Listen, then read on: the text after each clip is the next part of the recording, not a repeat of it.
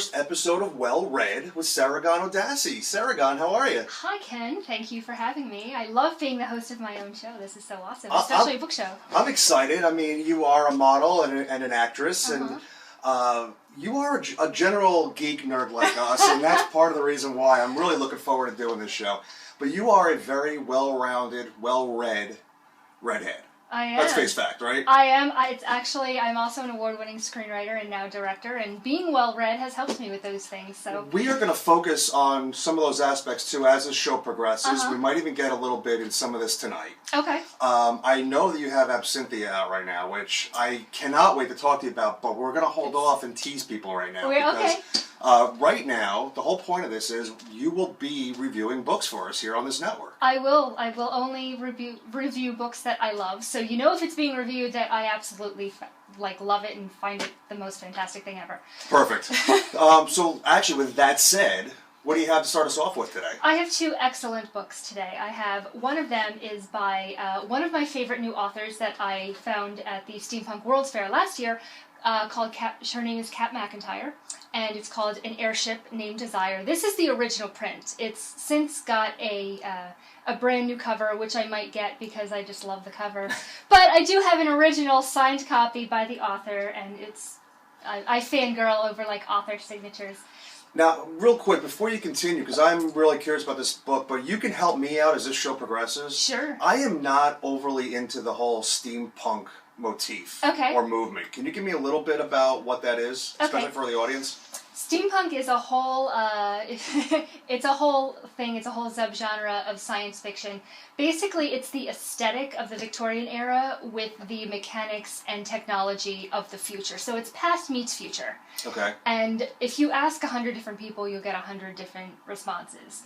The Victorian aesthetic with technology, the gas and gears, the electronics, the mechanics of learning how to merge different cultures. So you'll have a woman with a Victorian dress and the whole bustle, with clockwork eyes and maybe a mechanical dog by her side. So the best way that you can probably describe it is past meets future. Okay, I think you might have hooked me in. Tell us a little bit about the book. Well, I love this book because, several reasons. One, it's got a very strong female lead, and I am absolutely all about strong female leads. She doesn't take crap from anyone. She does her own thing. She follows her captain's orders, and then when work needs to be done, she takes it upon herself and does it. And it's a book that has a very diverse crew. They don't have problems taking order from a woman, and eventually, I'm not going to spoil it for you, but eventually she has to take the reins and she has to be the leader. And she does it in a way that she doesn't cry or whine or say, woe is me, what am I going to do? She does what needs to be done. She's also a little hot, and she wears her little corsets and her skirt, and I love the fact that she's a sexy woman, but she's also intelligent and well-rounded. She can hold her own in a fight, and she can kick your ass, basically. And it's got an airship. This is different from a spaceship. This is the original design, so the way it's described in the book is a little bit different from this. But it's got a balloon up top, so you've got a pirate ship basically flying through the sky, which, if you like pirates or you like sword fighting and the whole swashbuckling thing, this is really a good book for you. Can you tell us a little bit about Catherine McIntyre as an author? Kat McIntyre, I've just discovered her, like I said, last year, and I've read almost every book she's ever written. And she loves to merge the physical aesthetic with what it does. She's a big describer of form follows function. Okay. So anything that you see, it's got a function. It's also nice to look at. She does a lot of action, a lot of action-packed. All of her books are action from the word go. Nothing stops. Even at the end, sometimes there's a cliffhanger, but it's still, even if there's not, it ends on a high note. Very positive. Sometimes people die. Sometimes people are traitors, but you find out the hard way that sometimes people aren't what you seem. So she does a really good job of portraying that, and sometimes keeping you in the dark, and then doing a nice twist on you. But she's very action-packed. If you like action, if you like I said, fighting, she's a really good author to do that. I'm sold. Now, how do we get the book? Well, you can probably go to, she's on Facebook, Kat McIntyre. You can also look her up on Amazon, Goodreads, BarnesandNoble.com, pretty much online everywhere, just Kat McIntyre or CatherineMcIntyre.com. Awesome. Okay. And I'll put this in my massive bookshelf back here. I've got two jealous. massive bookshelves. I'm so jealous. And the second one, this is a little bit of shameless self-promotion because I'm actually on the cover of this. It's called Tragically Wicked. It's book 1 in the Dark Angels of Valhalla series. And that is me dressed as a Valkyrie. Now, did you actually dress up for that, or was that just artist inspired? No, I dressed up for this. And I posed, and that's actually, that's my friend's sword, and the wings, it looks like I have a dress. It's a little bit altered here because you don't want to see just I have strap-on wings. So it kind of looks like a shirt, and then I just have wings out the back. But yeah, I borrowed my friend's my friend's wings, and she's a belly dancer, so I borrowed all of her belly dancing clothing. Forgive me for sounding like a stereotypical man, but I'm so jealous that I never wanted to be on a photo shoot so bad in my life after seeing this image. It was all kinds of. I have other pictures that didn't make it on this book cover, but they made it on the promos on Facebook and. Oh, you and I will be talking later. So tell us a little bit about the book. Well, this is about a woman named Fallon Creed, and she is a tattoo artist who goes to do a tattoo on a guy, and her shop gets attacked, and she finds out various methods rather quickly that she is actually a Valkyrie. It's a myth that a lot of people don't read about anymore. It's where the idea of the angels actually came from, the Valkyries of the whole Viking culture. It's Norse, correct? Yes, the whole Norse Greek mythology, and which they have their own kind of angel kind of being, but she finds out she's not only a Valkyrie, but she's supposed to be the leader. Their old leader died, so there's this whole merging of worlds, and the whole enemy, she has to fight people to save her own culture, let alone planet Earth, and it's also action-packed with a little bit more romance in here than the last book.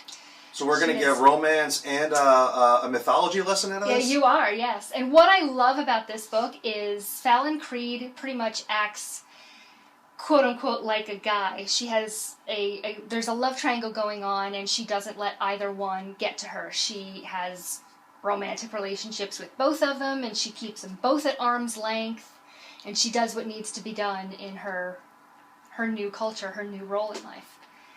So this is really, this is a little bit longer than the last one, but again, this is also action-packed. A little bit of a cliffhanger on this one because, like I said, this is book 1, so there are 2 more in the series coming.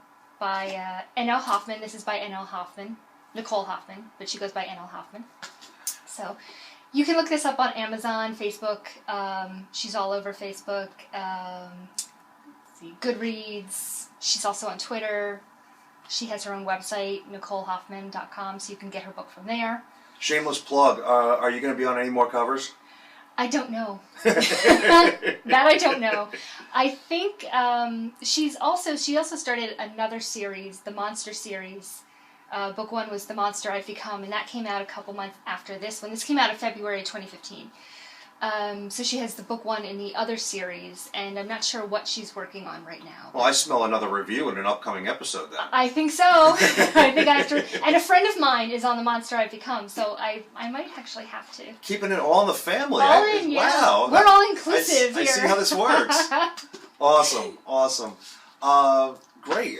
I'm sold. I can't wait to go and check some of these out. I do want to, talk to you a little bit, to make our audience a little bit more involved in who you are, or more aware of who you are. Sure. Again, I brought up that you are a model. We saw from the cover of your last book.